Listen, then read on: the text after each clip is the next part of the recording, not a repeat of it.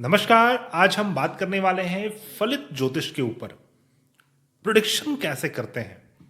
बहुत सारे रूल्स हैं इसके, बहुत सारे तरीके हैं इसके। यदि आप वैदिक ज्योतिष शास्त्र को फॉलो करते हैं तो इसमें जो सबसे महत्वपूर्ण एक इकाई है वो नक्षत्र है। नक्षत्र के अंतर्गत भी 4 पद होते हैं, लेकिन अभी हम लोग सिर्फ और सिर्फ नक्षत्र के ऊपर बात करने वाले हैं कि नक्षत्र के क्या यूजेस हैं प्रिडिक्शन में। क्योंकि प्रिडिक्शन जो एक आम धारणा है, एक आम तरीका है करने का कि आपकी कुंडली के इस भाव में कोई ग्रह बैठे हुए हैं, इन ग्रहों से दृष्टि पा रहे हैं, किस भाव के स्वामी हैं, तो उसका क्या फल होगा। बहुत सरलता से और बहुत इजीली इसके ऊपर लोग बात कर लेते हैं। लेकिन क्या प्रिडिक्शन सिर्फ यहां तक ही सीमित है? अगर यहां तक ही सीमित है तो फिर इसमें नक्षत्रों का क्या रोल है? आपने अपने कुंडली में देखा होगा, जब आप अपने कुंडली का निर्माण करते हैं किसी सॉफ्टवेयर में, तो उसमें प्रत्येक नक्षत्र किसी राशि में स्थित होते हैं। उस राशि के अंतर्गत कोई नक्षत्र में स्थित होते हैं और उस नक्षत्र के भी अंतर्गत उस नक्षत्र के किसी पद में, चरण में स्थित होते हैं। तो अवश्य में वो नक्षत्र का कोई ना कोई यूजेस तो है, तभी नक्षत्र का वहां पर वर्णन है, तभी राशि के अंतर्गत कुल मिलाकर 2.25 नक्षत्र को रखा गया है। आज हम इसी विषय को टच करने वाले हैं कि प्रिडिक्शन में नक्षत्र का क्या यूजेस है और बहुत ही ज्यादा सटीकता तक आप पहुंच सकते हैं। फॉर एग्जाम्पल, आइए समझते हैं कि आपकी कुंडली में मान लीजिए कोई इवेंट का विश्लेषण आप कर रहे हैं कि हाँ, मेरा मैरिज कब होगा। फॉर एग्जाम्पल कि मैरिज कब होगा। मैरिज के लिए आपने 7th हाउस को देखा, 7th हाउस में बैठने वाले ग्रह को देखा, 7th हाउस में पड़ने वाले ग्रहों की दृष्टि को देखा। अब आपने यह देखा कि आपके 7th लॉर्ड कहां पर है और 7th हाउस के जो लॉर्ड जहां पर स्थित है उसके डिस्पोजिटर कहां पर है। ये सभी ग्रह रिस्पॉन्सिबल रहेंगे मैरिज को लेकर, मैरिज के प्रिडिक्शन को लेकर। मान लीजिए आपके 7th हाउस में शनि ग्रह स्थित है। शनि ग्रह श्रवण नक्षत्र में स्थित है, जो कि मकर राशि के अंतर्गत आता है। मकर राशि में शनि ग्रह बैठे हुए हैं और श्रवण नक्षत्र में बैठे हुए हैं। तो आपके लाइफ पार्टनर किस प्रकार के होंगे, इसको देखने के लिए हम शनि 7th हाउस में देख रहे हैं, लेकिन जो उसके नक्षत्र लॉर्ड है उसको नहीं देख रहे हैं। नक्षत्र लॉर्ड का बहुत ज्यादा महत्वपूर्ण रोल होता है किसी इवेंट के प्रिडिक्शन के लिए, किसी इवेंट के जजमेंट के लिए कि किस प्रकार का वो इवेंट होगा, कब होगा, किस प्रकार का मेरा लाइफ पार्टनर रहेगा। ये सभी चीजें नक्षत्र लॉर्ड बतलाता है। नक्षत्र लॉर्ड श्रवण नक्षत्र के स्वामी चंद्रमा है। तो अब आपको अपने चंद्रमा को देखना है, चंद्रमा किस भाव में स्थित है और चंद्रमा के साथ क्या क्या स्थिति बनी हुई है। तो कई बार तो यह होता है, जैसे कि मान लीजिए 7th हाउस की चीजों को अच्छे फल प्राप्त करने के लिए 7th हाउस के लॉर्ड का रत्न धारण करवाते हैं कई बार। जैसे शनि ग्रह 7th हाउस में बैठे हुए हैं, 7th हाउस के ही स्वामी हैं, तो यहां पर शनि का रत्न आपको नीलम धारण करवाया जाएगा। और इसमें बिल्कुल ध्यान नहीं दिया जाएगा कि शनि किस नक्षत्र में है। शनि जबकि श्रवण नक्षत्र में है, तो मान लीजिए आपके बिजनेस में डेवलपमेंट नहीं हो रहा है, आपको पार्टनरशिप का लाभ नहीं मिल रहा है, तो शनि तो ऑलरेडी प्रॉमिस कर रहे हैं आपको 7th हाउस में बैठकर इन चीजों को प्रदान करने का। लेकिन जो नक्षत्र लॉर्ड है, आपने उसके ऊपर ध्यान ही नहीं दिया। जब हम नक्षत्र लॉर्ड के जेमस्टोन को धारण करेंगे, जब हम नक्षत्र लॉर्ड के उपाय को करेंगे, तो ऑटोमेटिकली आपको उसका शुभ परिणाम जीवन में प्राप्त होगा। तो दोस्तों, इस प्रकार से नक्षत्र लॉर्ड का बहुत ज्यादा इंपॉर्टेंस है किसी भी प्रकार के रेमेडीज को करने के लिए, जेमस्टोन धारण करने के लिए, या फिर उस इवेंट को अपने जीवन में उतारने के लिए। जो प्रॉमिसिंग है ग्रहों का, उस चीज को प्राप्त करने के लिए हमें नक्षत्र लॉर्ड के ऊपर काम करना पड़ेगा।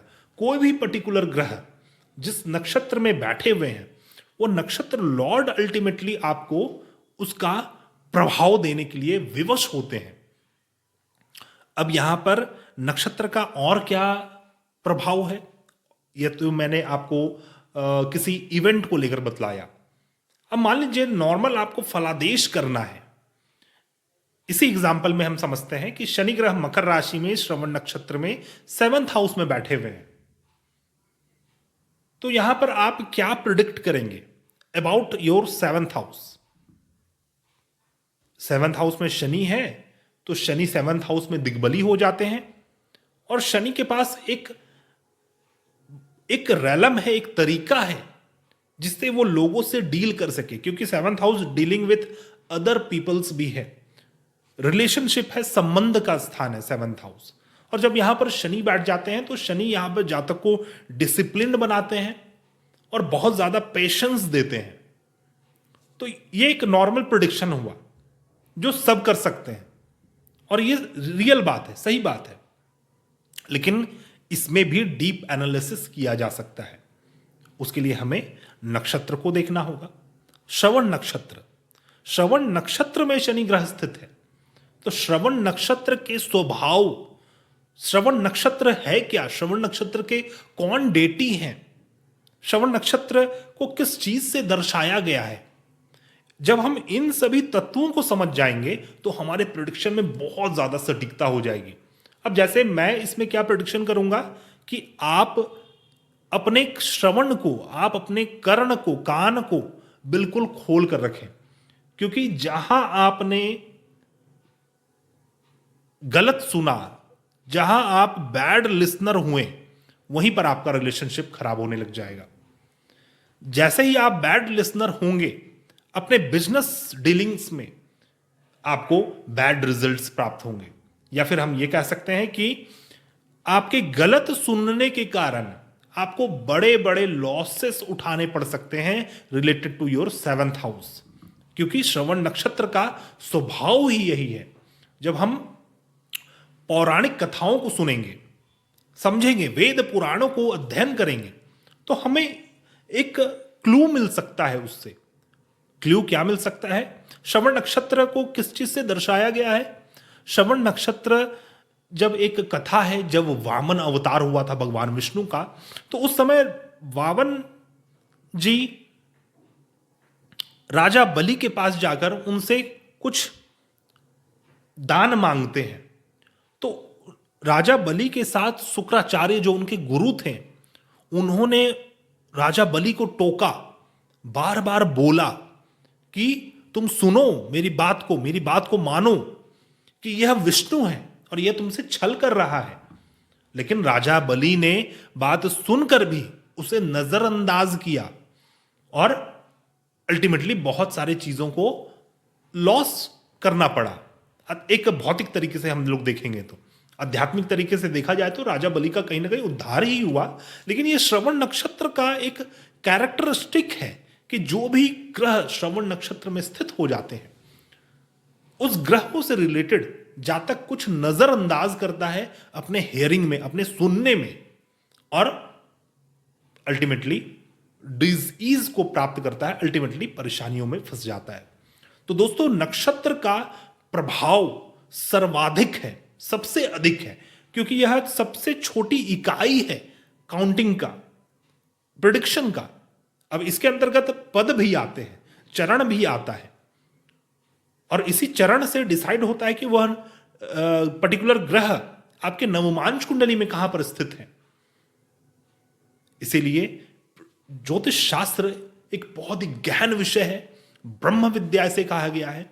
अधिक से अधिक आपको अध्ययन करते रहना चाहिए, अधिक से अधिक इसे सीखने का प्रयास करना चाहिए, क्योंकि इसके जो विधाएं हैं, इसकी जो कलाएं हैं, इसकी जो विभूतियां हैं, बहुत बहुत ज्यादा सागर है ये, और हमें इसमें डाइव इन करना होगा, तभी जाकर हम अपने प्रिडिक्शन को और सटीकता तक कर सकते हैं। यदि आपको यह वीडियो पसंद आया हो तो आप हमें कमेंट में जरूर बताएं कि किस प्रकार के वीडियोस आप देखना चाहते हैं। क्या नक्षत्र के लॉर्ड के ऊपर आप वीडियोस चाहते हैं, या फिर प्रिडिक्टिव एस्ट्रोलॉजी को आप और सीखना चाहते हैं, जिससे हमें यह जानकारी मिल सके कि हमारे ऑडियंस एग्जैक्टली चाहते क्या हैं और हम आपके अनुरूप आपके लिए वीडियो लाते रहें। आशा करता हूं वीडियो आपको पसंद आया होगा। मिलते हैं हम नए वीडियो में, तब तक के लिए धन्यवाद। राधे राधे।